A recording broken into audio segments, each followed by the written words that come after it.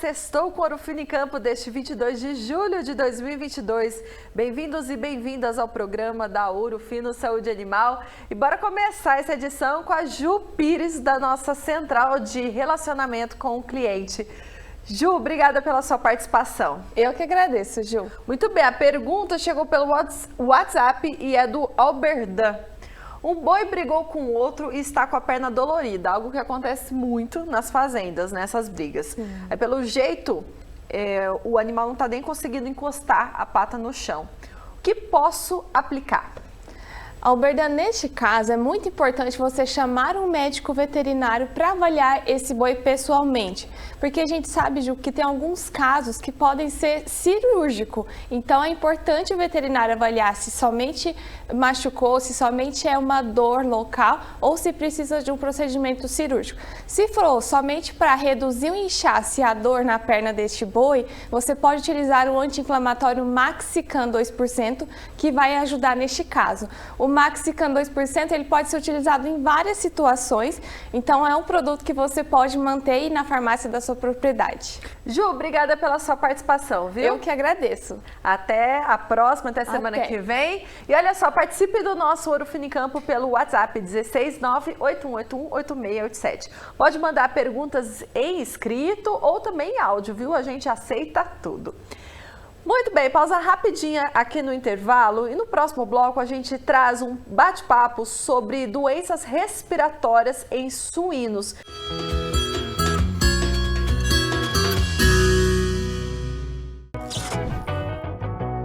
Uma coisa é certa, para alcançar resultados sem igual, é preciso fazer escolhas diferentes. E na hora de combater os parasitas com rapidez, segurança e eficácia, Evol faz toda a diferença. Isso é possível porque Evol, produto patenteado Ouro Fino, tem as tecnologias Dual Blend e Dual Protection, que combinam dois ativos, promovendo o espectro total de ação e sua tecnologia exclusiva combate até mesmo as cepas resistentes. E o melhor de tudo, Evol auxilia a rentabilidade do rebanho porque dá mais saúde, mais produtividade.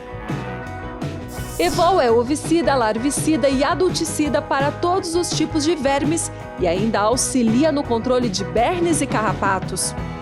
É a evolução dos indectocidas, ideal para confinamentos, regiões de alto desafio e rotação de princípios ativos.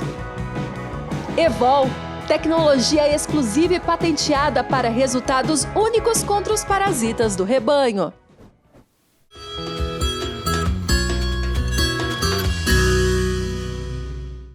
Você sabia que as doenças respiratórias estão entre as principais enfermidades que acometem a suinocultura? Essas doenças elas podem ocorrer o ano todo, mas com uma maior predisposição nas épocas de outono e inverno.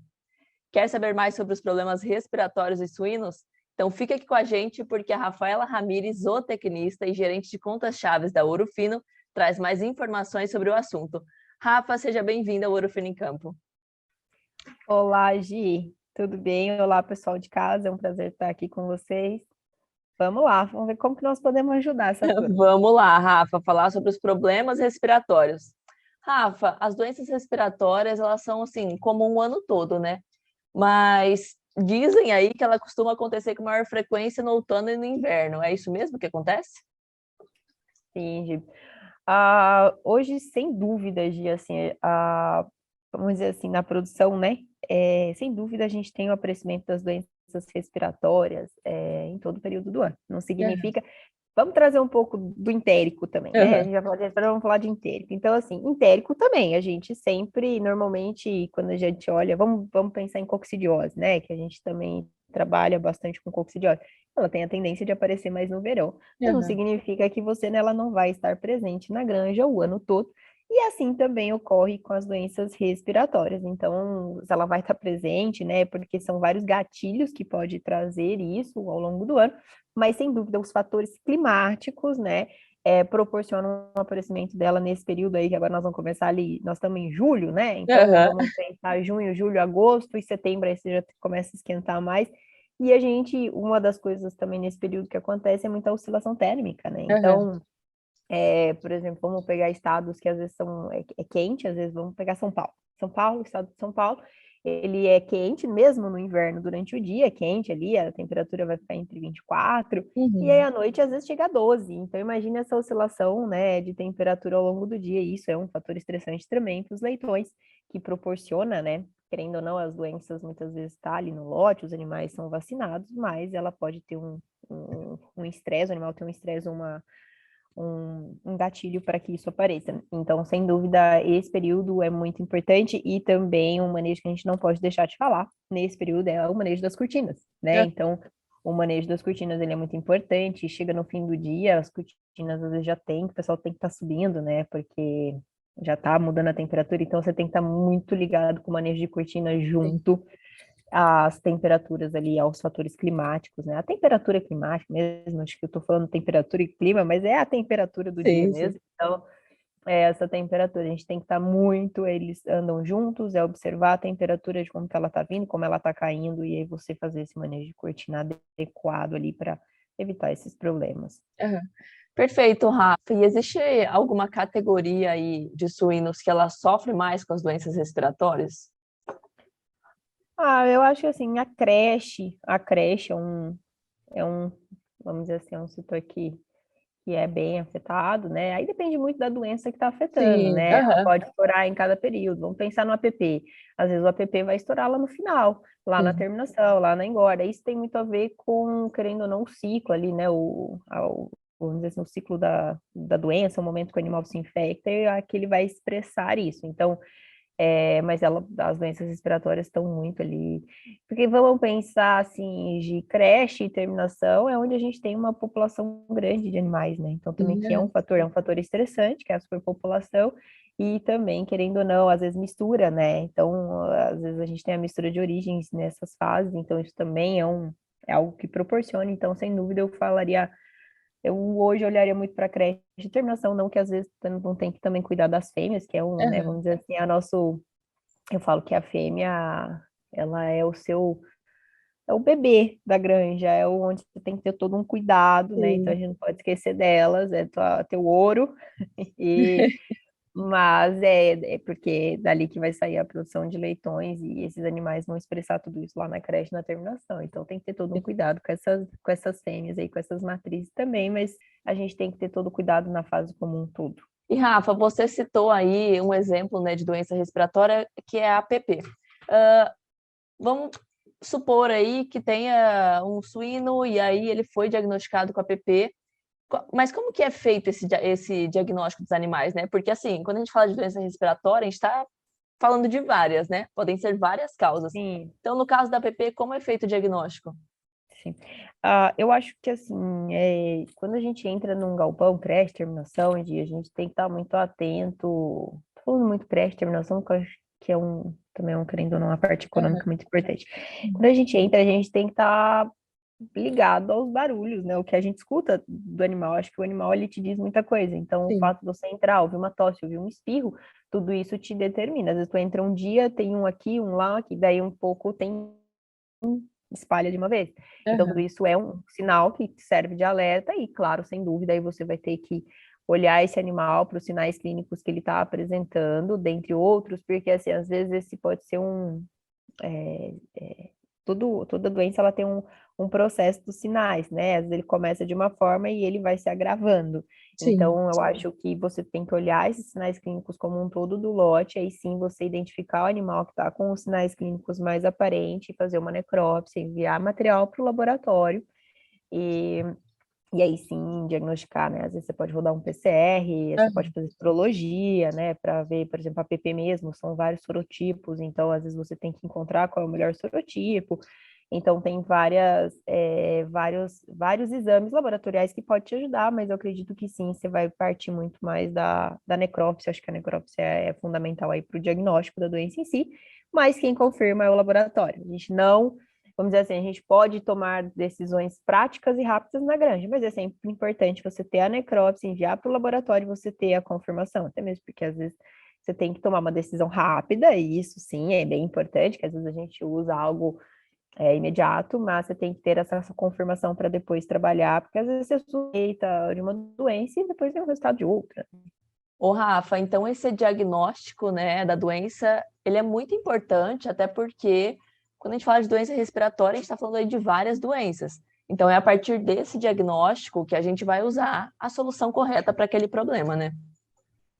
Sim, Gi, sem dúvida. Vamos pensar em soluções. Hoje, a Ourofino, nós temos o Resolutor. O Resolutor, a base dele é marbofloxacina e ele pega micoplasma, né? É. Assim como a gente tem e também a APP, e o Lactofur, ele já só vai estar, eu falo pegando, mas é sendo utilizado, né, por conta da molécula, para APP, por exemplo. Então, por isso que é importante a gente usa o produto da forma correta e certeiro, né?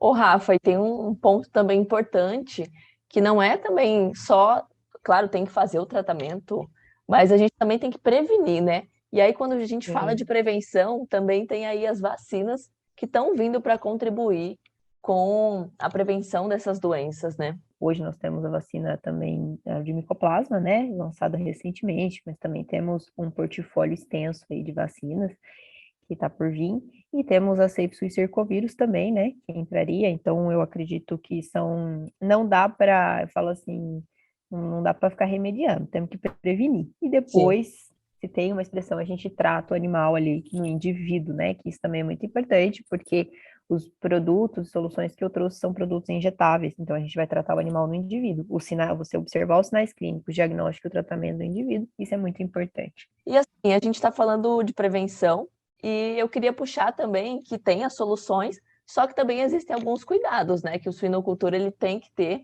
para evitar o aparecimento dessas doenças respiratórias nas granjas. Sim, sim, sem dúvida. Eu acho que biosseguridade da granja como um todo, muitas vezes a gente associa só a biosseguridade às questões nossa, ser humano perante granja, mas eu acho que biosseguridade envolve tudo, envolve, querendo ou não, a prevenção com os medicamentos, né? Um manejo bem feito de aplicação de vacina, você pode evitar muito o aparecimento da doença no futuro, né? Então, e biosseguridade também envolve, por exemplo, a mistura de lotes, né? Então, eu acho que mistura de lote é uma das coisas mais importantes, que às vezes tu tá com um lote saudável e tu traz um lote que às vezes não tá saudável, mistura e isso se alastra dentro da granja. Então, esses cuidados, acho que mistura de lote, principalmente para respiratório, é uma das coisas mais importantes ali, sem contar outras questões de biosseguridade. Conjunto ali de fatores, né? O conjunto de fatores, às vezes é uma coisa simples, né? Mas a gente tem que ter uns cuidados.